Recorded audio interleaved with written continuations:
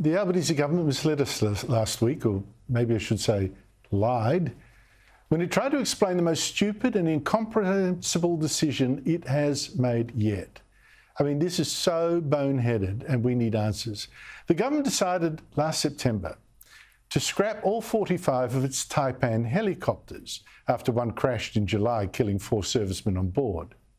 In fact, it said it's going to strip them for parts and then bury them, literally bury them underground. And it's refusing to instead give them to Ukraine, which says it badly wants them to save injured soldiers from the battlefield in its war against Russian invaders. Now, nothing about this decision makes sense. One, the government says, oh, the helicopters are too unsafe. Well, the Ukrainians disagree. Other air forces disagree. We don't even know what caused that crash last year.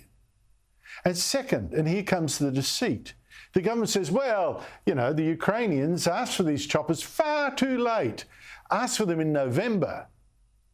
That request came in just before Christmas, and our response is going through the normal process of being developed by the Department of Defence. I would make the point, again, that request came in 3 months after the disposal strategy began, 3 months after these aircraft were grounded, 3 months after maintenance ceased on these aircraft. The aircraft aren't in flying condition. In fact, it was in the first week of October that Liberal Senator David Fawcett, himself a former test pilot and army officer, met a Ukrainian delegation at a security conference in Denmark. They told him they wanted these Taipans. Fawcett passed on the request, and on October 11, the Office of Defence Minister Richard Marles said they'd received it. That is a full month earlier than what you just heard from Pat Conroy, Minister for Defence Industries. Now, Senator Fawcett won't be interviewed. He's just trying to work with the government in the hope that it's not still too late to give Ukraine at least a dozen of the Taipans. He's not going to bag it publicly yet. But joining me is the man who broke this story, Kim Bergman. He's the editor of the Asia Pacific Defence Reporter. He also used to work in the defence industry. Kim, thank you so much for your time. How significant is this news that you broke? I think it's extremely significant. It clearly completely undercuts the government's narrative that you outlined. I mean, David Fawcett is a very senior member of the opposition. As you say, he has a distinguished military career, and he assured me, in fact, we spoke again just a little earlier today, that the information about Ukraine's interest in the helicopters was indeed passed on to the government. And I'm sorry to correct you in terms of calendars, it wasn't 1 month before the official request went in, it was 2 months before.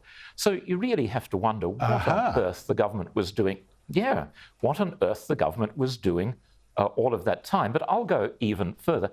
Even if Senator Fawcett hadn't passed on the information, why couldn't the government themselves have made the decision on the 28th of September, when apparently Richard Marles took the decision to decommission and scrap the helicopters? I mean, everyone's heard of Ukraine. Are we trying to help them or not?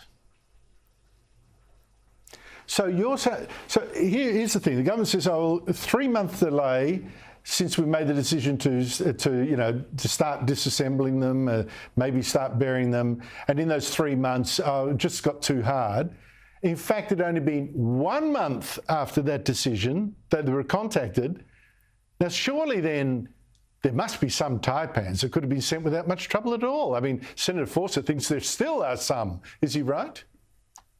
I believe he is. That I also have independent sources, and they believe that even though many of the Taipans have been disassembled, it's not uniform in the level of disintegration that's occurred. And so there's a consensus that between 12 and 20 of them could return to flying condition. Now, I'll predict the government seems to be so desperate for reasons that aren't clear that no one is ever going to use these helicopters. I suspect that their next excuse will be something like, well, it's more complex because things have to be certified and there are airworthiness regulations. And what we have to keep in mind is the Ukrainians don't care about that. They're so desperate to get these helicopters to save dozens, maybe hundreds of lives, mainly of young people, every week. They've said, we'll look after that. Please just get the helicopters to us. I simply don't understand that. The only thing that I can assume that may be the factor here, this government has gutted the army and the military generally in its defence review. There's so much money going to subs and a few other things that the army cannot afford to let these helicopters go if it has to pay $1 for the process. Is that what the issue is, that the army just doesn't have $1 and the government won't make good that money?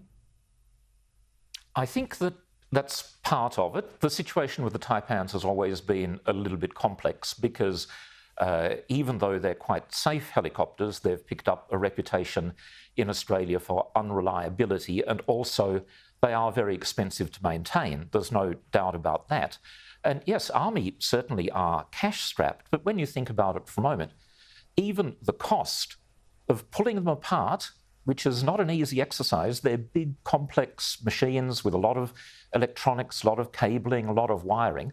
If you take into account the cost of doing that, for all we know, it would have been cheaper to ship them to Ukraine in the first place.